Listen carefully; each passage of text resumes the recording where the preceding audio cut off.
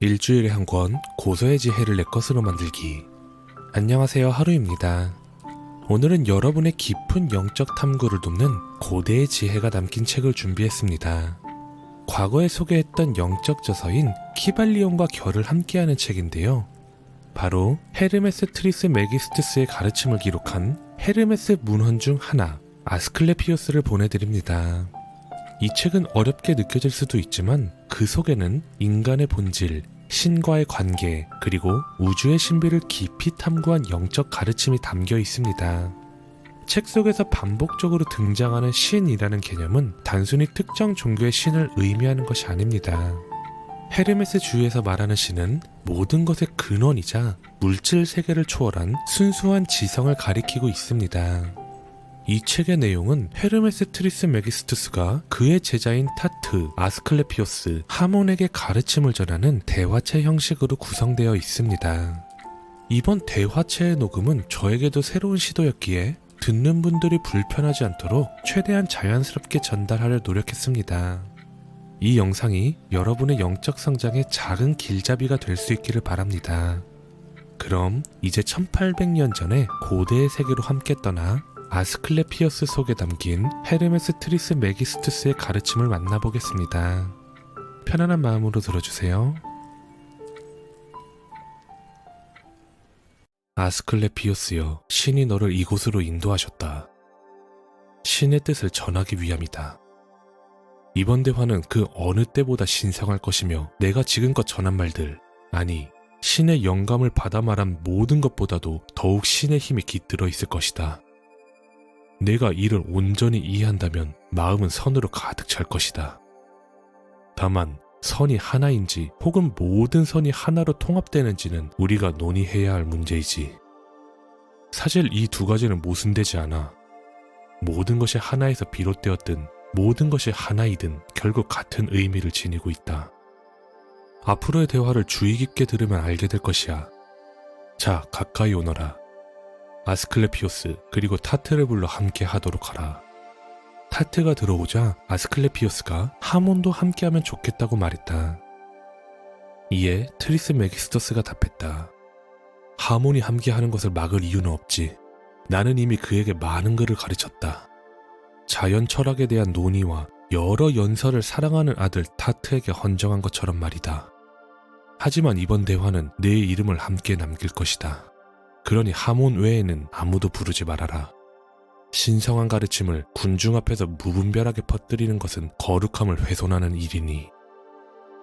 하몬이 성소에 들어서자 네 사람의 열정과 신의 기운이 공간을 가득 채웠다. 모두가 침묵 속에서 헤르메스의 입술을 주목했다. 마침내 신의 사랑이 말을 시작했다. 아스클레피오스여, 모든 인간의 영혼은 불멸하지만 그 본질은 같지 않다. 영혼은 각자의 행위와 시간이 다르기 때문이다. 왜 그렇습니까, 트리스 메기스토스? 모든 영혼은 같은 본성을 지닌 것이 아닙니까? 아스클레피오스여, 너무 성급하구나. 내가 이미 말하지 않았던가? 모든 것은 하나이며 하나는 모든 것이라고. 창조자가 모든 것을 창조하기 전에 이미 그 안에 모든 것이 존재했으니 그는 곧 모든 것이다. 그의 일부가 곧 만물인 것이다. 그러니 이 대화 속에서 그분을 절대로 잊지 말아라. 오직 그분만이 모든 것이며 만물을 창조하신 분이니 모든 것은 하늘에서 땅으로, 물로, 공기로 내려온다. 오직 불만이 위로 올라가 생명을 부여하고 있지. 아래로 흐르는 것은 이를 돕지만 높은 곳에서 내려오는 것은 생성의 힘을 지니고 위로 올라가는 것은 양분을 공급한다. 다만 모든 원소 중 오직 땅만이 제자리에서 움직이지 않으며 모든 형태를 받아들였다가 다시 되돌린다. 그러므로 이것이 곧 모든 것이다. 기억하라. 그것은 모든 것의 본질이며 곧 모든 것 자체이다. 영혼과 우주는 자연 속에 감싸여 있으며 자연들은 그것들을 다양한 방식으로 움직이게 하지. 그로 인해 우리는 무수한 형상의 존재함을 알 수 있다. 그러나 이 모든 형상은 결국 하나로 이어지며 하나에서 비롯된 것이다. 우주는 네 가지 원소로 이루어져 있어. 불, 물, 흙, 공기가 그것이지. 우주는 하나이며 영혼도 하나이고 신 또한 하나다. 이제 정신을 집중하라. 내 능력이 허락하는 한 온전히 몰입해야 할 것이야. 신을 깨닫는 것은 오직 신과 같은 몰입을 통해서만 가능하다. 그 깨달음은 거센 강물이 위에서 아래로 쏟아지듯 빠르게 내려오게 되지. 듣는 자나 가르치는 자의 노력조차 그 흐름을 따라잡지 못할 정도이다. 하늘은 보이는 신이며 모든 육체를 다스린다. 태양과 달이 만물의 성장과 소멸을 결정하지만 하늘과 영혼 그리고 우주의 모든 것은 결국 창조주에 의해 다스려지지. 우주를 구성하는 천체들은 하나의 신에 의해 지배되며 그 영향력은 우주 전체와 모든 생명 그리고 개별 존재에까지 미치고 있어. 이것이 곧 우주의 본질이다. 신은 우주를 모든 형태를 담을 그릇으로 만들었으며 자연은 4가지 원소를 통해 물질의 형상을 부여하지. 만물은 결국 신이 기뻐하시는 방향으로 하늘을 향해 나아가게 되어 있어. 위 세계에 존재하는 모든 것은 개별적인 형상으로 나뉘어진다. 이제 그 원리를 설명해보지. 모든 존재의 형상은 원형에 따라 결정된다. 원형은 전체이며 개별 형상은 그 일부이지. 예를 들어 신들의 원형은 신들의 형상을 만들어내고 영적 존재의 원형은 영적 존재의 형상을, 인간의 원형은 인간의 형상을, 새의 원형은 새의 형상을 창조한다. 우주에 존재하는 모든 것의 원형은 자신과 닮은 형상을 만들어내지. 또한 영혼은 없지만 감각을 지닌 생명체도 있어. 이들은 좋은 환경에서는 건강을 유지하고 나쁜 환경에서는 약해지거나 상처를 입지. 예컨대 뿌리와 줄기의 건강을 통해 생명을 이어가는 식물들이 그러하며 그들의 형상은 대지 전역에 퍼져 있지. 하늘은 온전히 신으로 충만하다. 그러나 내가 말한 원형들은 각자의 형상과 함께 머무는 별도의 공간이 있어. 형상이 원형에 속하는 한 그것은 불멸에 가깝지. 예를 들면 인간은 인류라는 원형의 일부여서 각 개체는 필연적으로 그 원형의 성질을 따르게 되어 있어. 그러나 원형이 불멸이라 하더라도 개별 형상은 그렇지 않아. 신적 존재의 경우에는 원형도 개별 형상도 모두 불멸이지만 그 밖의 존재들은 원형만 불멸할 뿐 개별 형상은 소멸하게 되지. 다만 생명은 끊임없이 생식을 통해 이어질 수 있어. 따라서 개별 인간은 필멸하지만 인류라는 원형은 불멸하다 할 수 있지. 모든 개별 현상은 서로 뒤섞여 있어. 일부는 태초부터 창조되었고 또 일부는 이미 존재했던 창조물에서 비롯되었어. 그리고 신과 다이몬, 인간이 빚어낸 형상들은 가장 원형에 가까운 존재들이지. 신의 허락 없이는 어떤 육체도 태어날 수 없으며 다이몬의 손길 없이 개별 형상은 온전한 모습을 이루기 어려워. 또한 영혼이 없는 생명체일지라도 인간 없이는 뿌리를 내리고 자라날 수 없다. 만약 다이몬이 본래의 자리를 벗어나 다른 형상과 결합한다면, 특히 신성한 형상과 연결될 경우 그는 자연히 신에 가까운 존재로 여겨지게 돼. 동시에 본래 지닌 원형적 성질을 유지하기에 인간과도 친밀해질 수 있지. 인간도 마찬가지야. 인간의 형상은 무수히 다양하며 신적 형상과 맞닿을 수도 또 여러 형상과 불가피하게 결합될 수도 있어. 이에 따라 신의 영감을 받아 정신적으로 신과 하나 된 자는 신에 더욱 가까워지지. 인간은 정신을 통해 신과 연결될 수 있으며 다이몬, 즉 영적 존재와 합일되면 그들과도 하나가 된다 할 수 있어. 그러므로 본래의 인간적 위치에 머무르는 자는 여전히 인간이지만 누구와 교류하느냐에 따라 서서히 다른 형상을 닮아가게 되어 있지. 아스클레피오스여, 인간이야말로 위대한 기적이며 존경받아 마땅한 존재이다. 인간은 마치 신과 같이 신의 본성에 다가갈 수 있고 다이몬의 본질을 이해할 수도 있어. 이는 인간 모두 같은 근원에서 비롯되었기 때문이야.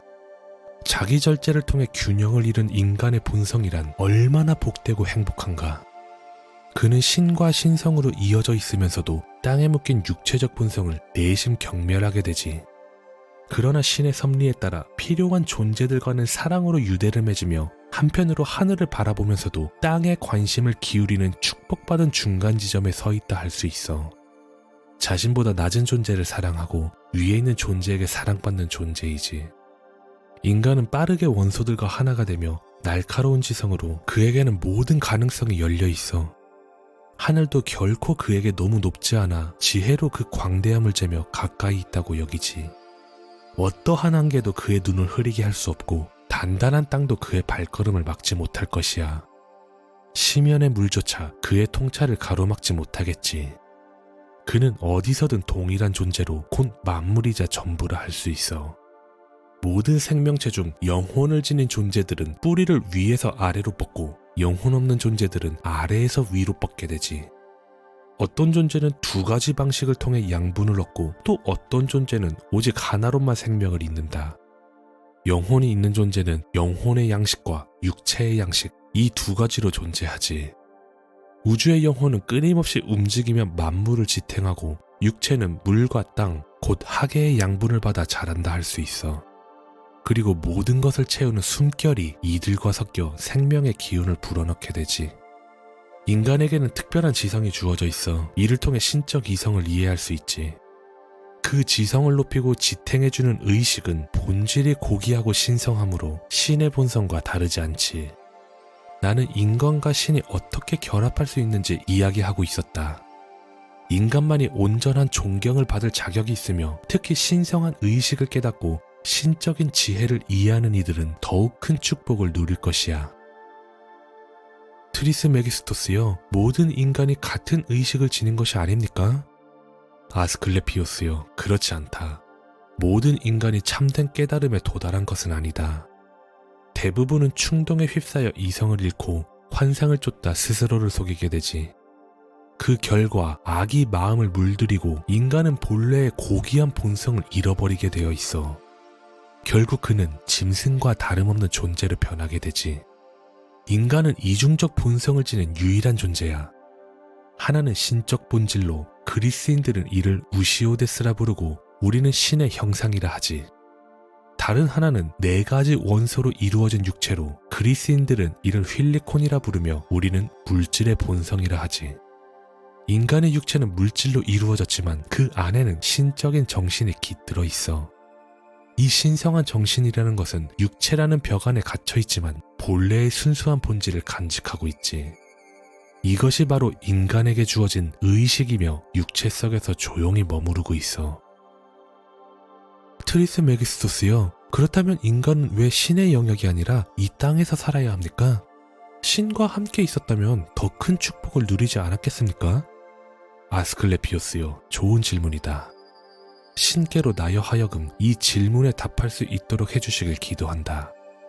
모든 것은 신의 뜻에 달려있으며 특히 절대적 원리에 관한 논의는 더욱 그러하지. 우리가 지금 탐구하는 것도 바로 그 원리라 할 수 있어.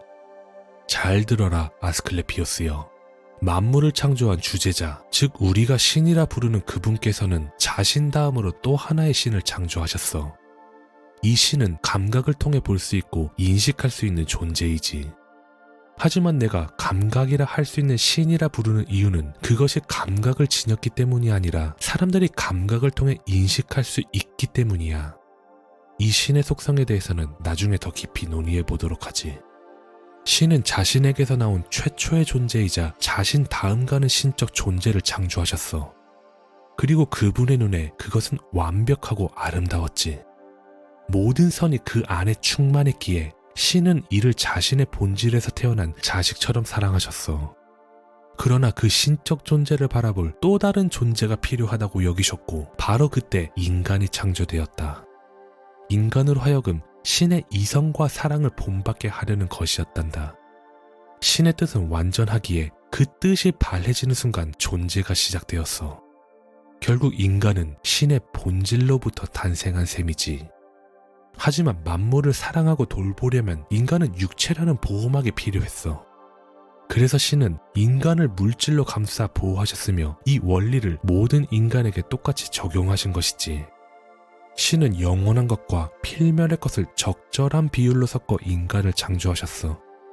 그리하여 인간은 하늘을 바라보며 신을 경배하게 되었고 동시에는 땅을 보살피고 다스리는 존재가 되었지. 그러나 내가 필멸의 것이라 할 때 단순히 땅과 물, 즉 네 가지 원소 중 인간이 다룰 수 있는 두 가지만을 의미하는 것이 아니야. 인간이 이 원소들을 통해 행하는 모든 활동도 포함된다. 땅을 경작하고 가축을 기르며 건축하고 항구를 세우고 항해하고 교류하며 상업을 펼치는 일, 이 모든 것들이 인간과 이 물질 세계를 연결하는 강한 고리라 할 수 있어. 이 세상의 물질적 부분은 예술과 학문, 지식과 실천을 통해 유지된다. 신께서는 이러한 것들이 없이는 세상이 완전해질 수 없도록 정하셨지. 신이 기뻐하시는 것은 반드시 이루어지게 되어 있어. 뜻이 있으면 결과가 따르는 법이지. 그리고 신이 기뻐하셨던 것이 이후에 변할 것이라 생각할 수는 없지. 신은 태초부터 모든 것을 아셨고 그 일이 이루어질 것이며 또한 그것이 그분을 기쁘게 할 것임을 알고 계셨기 때문이야. 아스클레피오스여, 네가 신과 하늘 그리고 그 안의 모든 것을 사랑하고 보살필 방법을 알고 싶어 하는구나. 그렇다면 잘 들으라. 하늘의 신과 그분께 속한 모든 것을 사랑한다는 것은 곧 끝없는 경외를 바치는 것이다. 이를 실천할 수 있는 존재는 신도 필멸의 존재도 아닌 오직 인간뿐이다. 인간의 경이로움, 찬양, 그리고 경외심이 하늘과 그 거주자들에게 기쁨이 되지. 최고 신께서 인간에게 뮤즈의 노래를 내려주신 것은 자연스러운 일이었어. 이를 통해 물질 세계가 무질서하거나 조화의 아름다움을 잃지 않도록 하셨지. 신은 인간이 노래하고 찬미하며 경배하도록, 하늘에서는 찬양이 끊이지 않도록, 땅에서는 조화로운 선율이 지속되도록 뮤즈를 보내신 것이야. 그러나 오직 일분만이 순수한 정신을 지니고 하늘을 관조하는 신선한 사명을 부여받았어. 반면 인간의 이중적 본성에서 비롯된 혼란 속에서 육체의 무게에 이끌려 낮은 정신으로 가라앉는 이들도 많지. 이들은 원소와 이 낮은 세계를 다스리는 역할을 맡았어. 인간이 필멸의 존재라는 이유로 열등한 것은 아니야. 오히려 그 필멸성으로 인해 그는 자신의 본래 역할을 더욱 잘 수행할 수 있지. 죽음을 피할 수 없기에 인간의 존재는 더욱 위대한 것이야. 두 세계를 감당하려면 두 세계의 본질로부터 창조되었어야 하지. 그래서 인간은 땅의 것들을 돌보면서도 신을 사랑하도록 형성되어 있어. 아스클레피오스여, 내가 전하는 원리를 단순히 듣는 데 그치지 말고 활기찬 마음으로 깊이 이해하거라. 이 원리는 대부분의 사람들에게는 믿기 어려울 수 있으나 영적인 통찰을 지닌 자들에게는 분명하고 완전한 진리로 다가올 것이야. 이제 시작해보지. 첫 번째 신은 영혼의 주재자, 두 번째는 우주, 그리고 세 번째는 인간이야. 신은 우주와 그 안의 모든 것을 창조한 창조자로 만물을 다스리지. 그리고 인간 또한 신과 함께 신이 조합하여 만든 것들을 다스리는 존재야. 인간은 전체를 바라보고 사랑하고 보살펴야 할 존재이기에 우주 속 가장 귀한 보석과 같다 할 수 있어. 마찬가지로 우주 또한 인간에게 그러하지. 인간은 신성한 본질로 이루어졌기에 종종 작은 세계라 불리지만 사실 코스모스라 부르는 것이 더 정확하다. 인간은 자신을 알고 우주를 이해한다. 그러므로 자신의 역할을 기억하며 무엇이 유익한지 무엇을 섬겨야 하는지 깨닫게 되지. 그는 신께 최고의 찬양과 감사를 드리며 신의 형상을 경배한다.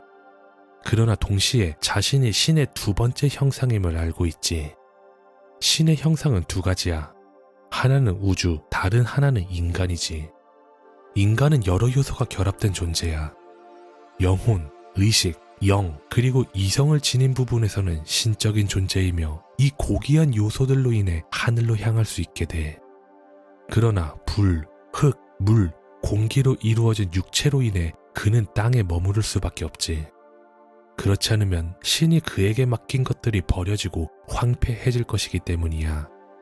결국 인간은 신적인 동시에 필멸의 육체를 지닌 두 세계가 결합된 존재로 창조된 것이라 할 수 있어. 이중적 존재인 인간의 본질은 먼저 신을 경외함이요 그 다음이 선이다. 그리고 그 선은 다른 모든 욕망을 배제하고 멸시하는 덕으로 지켜질 때 비로소 완전해진다 할 수 있어. 육체가 땅의 것에 탐닉하면서 생겨나는 모든 소유물은 신성과 친화된 인간의 본질과는 무관하지. 왜냐하면 그것들은 우리와 함께 태어난 것이 아니라 뒤늦게 우리가 소유하게 된 것들에 지나지 않기 때문이다. 그러므로 그것들은 본래 인간에게 속하지 않으며 심지어 육체조차도 예외일 수 없지. 우리는 손에 쥔 재물뿐 아니라 그 욕망을 일으키는 내면의 근원까지 멸시해야 한다. 이성은 우리에게 이렇게 말하지. 인간이 진정한 인간이라 불리려면 오직 신을 관조하며 필면의 부분을 내려다보면서 그 가치를 낮게 평가해야 한다고. 여기서 필면의 부분이란 세상을 돌보게끔 인간과 결합된 육체적 측면을 의미한다. 인간이 온전히 완성되려면 그의 두 본성이 조화를 이루어야 한다. 육체는 4가지 원소로 이루어져 땅을 다스리도록 만들어졌고, 정신은 신적 본질을 깨닫고 사색하도록 창조되었어. 그러나 인간조차도 육체의 무게와 한계에 억눌려 자연의 참된 원리를 쉽사리 꿰뚫지 못하지. 그렇다면 만약 인간이 신이 부여한 본래의 모습대로 살아가며 가장 높으신 신께서 맡기신 역할을 충실히 수행하고 세상의 질서를 더하며 신을 경배하고 모든 의무를 다한다면 과연 어떤 보상을 받게 될까? 우주는 신의 걸작이며 인간은 그것을 조화롭게 다스리고 그 아름다움을 더욱 빛나게 하는 존재야. 그는 매일의 노동과 보살핌을 통해 신이 세우신 질서에 동참하지. 신의 뜻을 따르고 세상의 조화를 이루는 것은 곧 신과 하나가 되는 길이기도 하다. 그렇다면 인간이 받을 보상은 무엇이겠는가? 그것은 바로 우리 조상들이 누렸던 것이자 우리가 간절히 기도하며 갈망해온 것이며 신의 은총 속에서 반드시 되찾아야 할 것이야. 즉, 맡겨진 역할을 완수하고 필면의 굴레를 벗어날 때 신께서는 우리를 다시 본래의 신적 본질로 되돌려 주실 것이야. 그곳에서 우리는 영원히 침해받지 않는, 결코 타락하지 않는 존재가 될 것이다. 트리스메기스토스여, 당신의 말씀은 참으로 공정하고 진실합니다. 그렇다. 신을 경외하며 세상을 사랑으로 돌본 자에게는 이러한 보상이 주어진다. 그러나 불의한 삶을 산 자들, 즉 신을 경배하지 않고 세상을 등한시한 자들은 하늘로 돌아갈 기회를 박탈당하게 되지. 그들은 부끄러운 윤회를 거듭하며 인간의 신성한 영혼을 담기에 합당하지 않은 육체로 다시 태어나게 된다. 그렇다면 트리스메기스토스여, 미래의 불멸을 바라는 영혼들은 이 세상에서 큰 위험을 감수해야 하는군요. 그렇다. 그러나 이 말을 믿기 어려워하는 자도 있을 것이고 단순한 이야기로 치부하는 자도 있을 것이며 심지어 조롱하는 자들도 있겠지. 이 육체의 삶에서 사람들이 가장 소중히 여기는 것은 물질적 소유에서 얻는 결실이기 때문이야. 그러나 바로 그것이야말로 영혼을 올가미에 가두는 것이라 할 수 있어. 육체적 욕망에 집착하는 자들은 필면의 부분에 스스로를 묶어두고 그 타락한 본성은 신적인 깨달음을 가로막는다.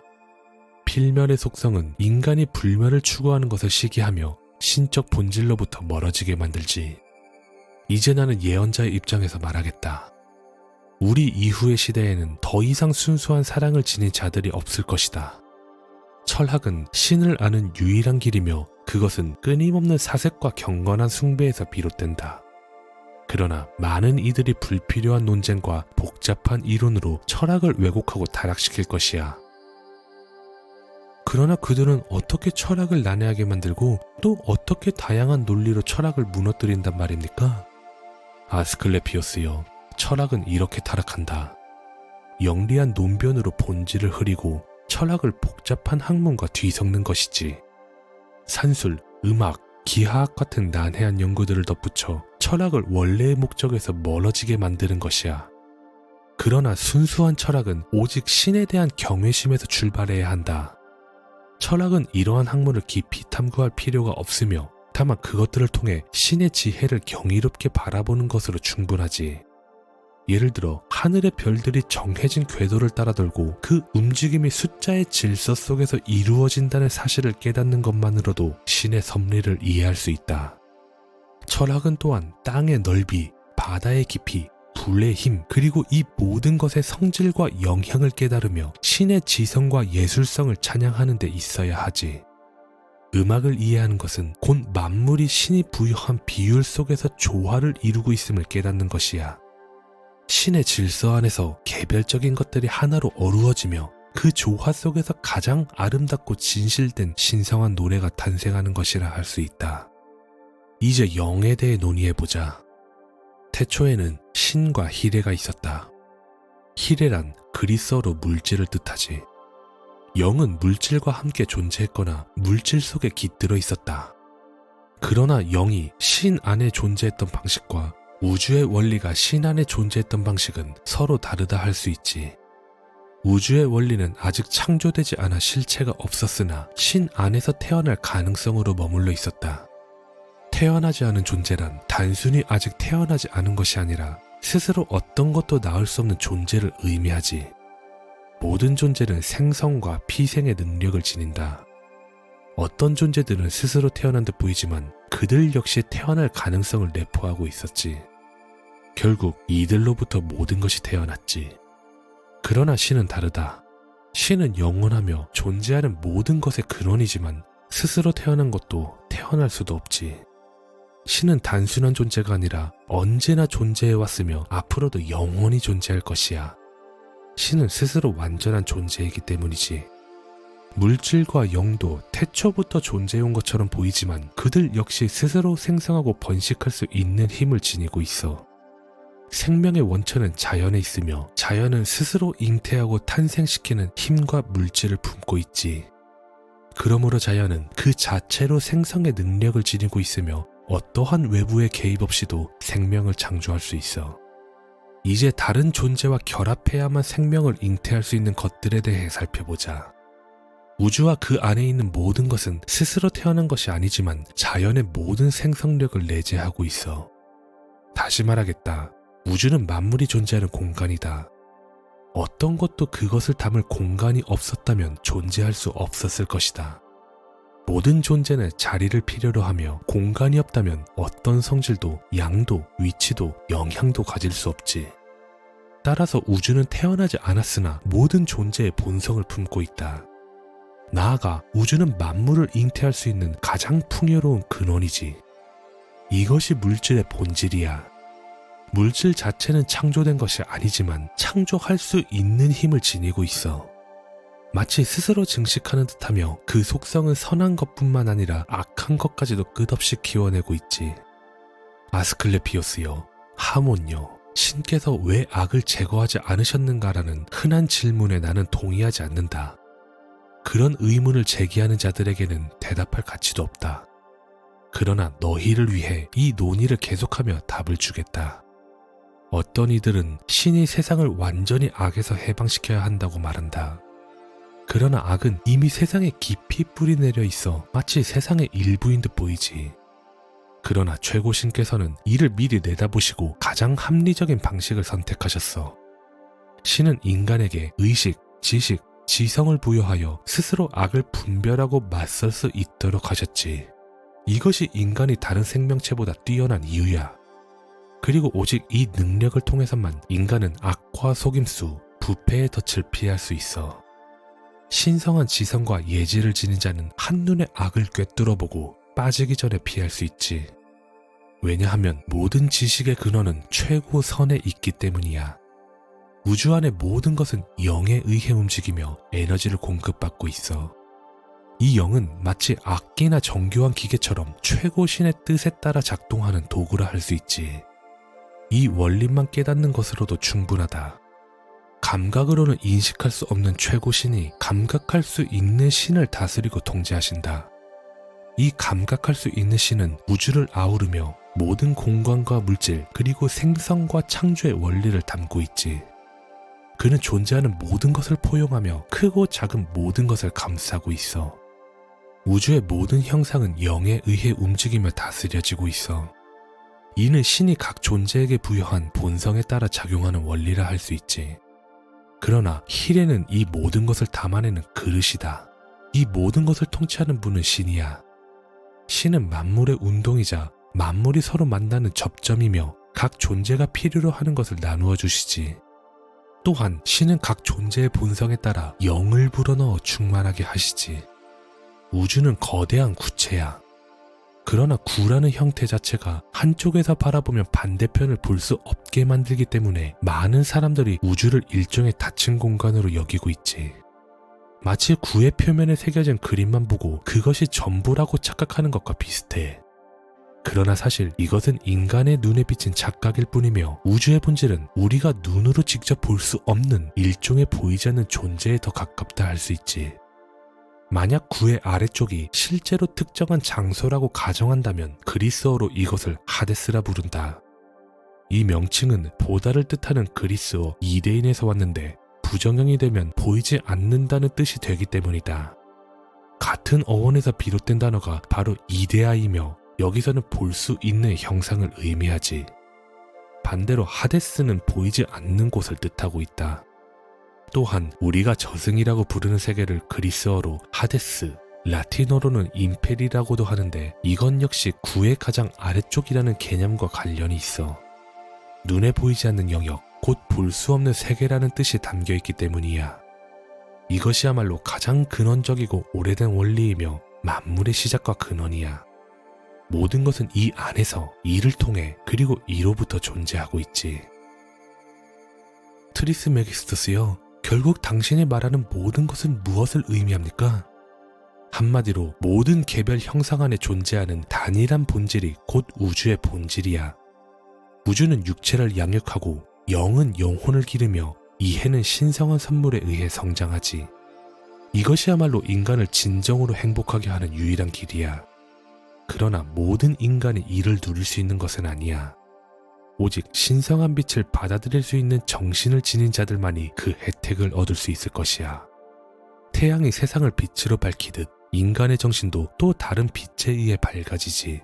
아니, 사실 그것보다 더 강력하지. 태양이 비추는 빛은 때때로 지구나 달 혹은 밤의 도래로 인해 가려지게 돼. 그러나 한번 인간의 영혼과 결합한 이해는 완전히 융합되어 하나가 되며 어떠한 어둠의 환상에도 방해받지 않지. 이 때문에 이해를 신들의 영혼이라 부른다네. 그러나 나는 단언하건대 모든 신의 것이 아니라 오직 가장 위대한 신들 혹은 근원의 신들만의 그 본성을 지니고 있어. 트리스메기스토스여, 만물의 근원이 되는 신들은 누구입니까? 나는 지금 위대한 진리를 내 앞에 펼치고 있으며 신성한 신비를 밝히고 있어. 이 대화를 시작하기 전에 하늘의 은총이 우리와 함께하기를 간절히 기원하마. 신들은 여러 계층으로 나뉘지. 어떤 신들은 섬세하고 어떤 신들은 감각적으로 인식될 수 있어. 우리가 섬세한 신이라 부르는 이유는 그것들이 인간의 인식 너머에 있기 때문이 아니야. 오히려 우리는 감각적으로 보이는 신들보다 이 신들을 더 명확하게 이해할 수 있다. 이 대화를 주의 깊게 듣는다면 너 또한 그들을 분명히 인식할 것이야. 이 가르침은 숭고하며 인간의 이성과 목적을 초월한 신성한 진리를 담고 있다. 만약 이를 온전히 받아들이지 않는다면 이 진리는 너를 스쳐 지나가거나 너를 감싸지만 결코 너와 하나 되지 못할 것이다. 결국 그것은 다시 자신의 근원으로 돌아가 원천의 흐름과 섞이게 될 뿐이지. 모든 개별신을 이끄는 신들이 있어. 그리고 다른 신들은 이들을 따르며 그 중에서도 가장 근본적인 신은 순수한 존재야.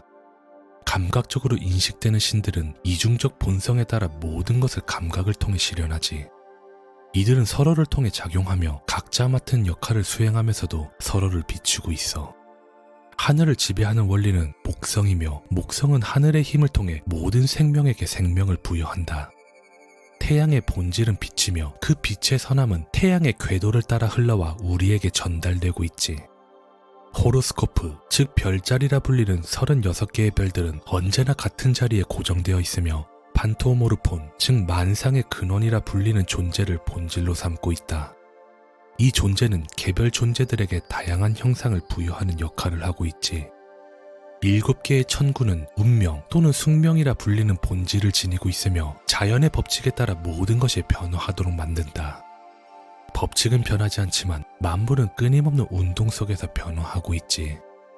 공기는 모든 것을 실현하는 도구이며 이를 통해 모든 것이 이루어지고 있어. 따라서 모든 것은 서로를 향해 뻗어나가며 가장 낮은 것에서 가장 높은 것까지 연결되어 있지. 필면의 것은 불면의 것과 연결되며 감각할 수 있는 것은 감각할 수 없는 것과 결합한다. 사실 창조된 모든 것은 다수가 아니라 하나이며 오직 최고신의 뜻을 따른다. 모든 것은 하나에서 비롯되었으며 모든 것은 그 하나를 통해 흐르고 있어. 멀리서 보면 이 세계는 무한한 것처럼 보이지만 본질적으로 그것은 하나이지. 혹은 두 개라 말할 수도 있겠다.